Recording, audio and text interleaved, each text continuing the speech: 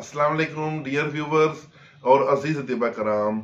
आज मैं आपके लिए एक उज़्व मखसूस पे लगाने वाला जमात का नुस्खा लेकर आया हूँ, जो कि अमसाक और शहवत पैदा करने के लिए, जज्बात शहवानिया को बरांगीख्ता करने के लिए बहुत ही लाजवाब चीज़ है।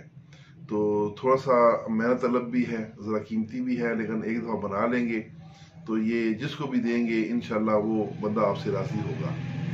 इसमें कायफल को कई लोग कैफल भी कहते हैं, कायफल भी कहते हैं। तो इसको बाज़ लोग केली भी कहते हैं। केली ये एक लकड़ी सी होती है, उसका छिलका सा होता है। तो ये लेना है 20 ग्राम।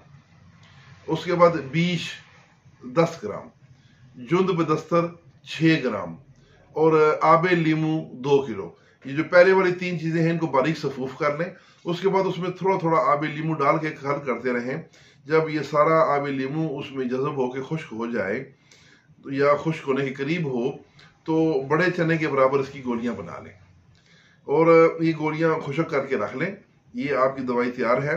बवक्त ज़रूरत जब भी हम बिस्तरी का इरादा हो तो इसको लुआबे दहन किसी मट्टी के बर्तन पे लगा के तो उसके ऊपर थोड़ा थोड़ा उसको ऐसे से गोली को रगड़ें, जैसे पुराने वक्तों में ऊपर मनका रगड़ते थे।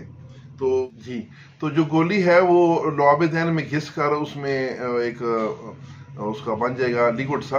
तो वो जो रतूबत है, जो गोली वाला लुआबे दहन है, वो आपने उज़्व मखसूस पे टोपी को बचा के नीचे से ना लगाएं, ऊपर और साइडों पे थोड़ा लगा दें।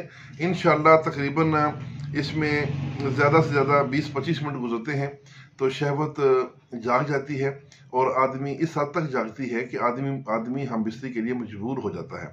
अल्लाह अज़ीम इसमें अमसाक भी पैदा होता है। तरीका इस्तेमाल ये है कि जब वो आप रतूबत लगाएंगे उज़्व मखसूस पर तो उसके तकरीबन आपने ऐसा करना है कि जब उसमें थोड़ी सी हीट महसूस होना शुरू हो, ये नफ्स पे लगाने के बाद नफ्स में हीट पैदा करती है।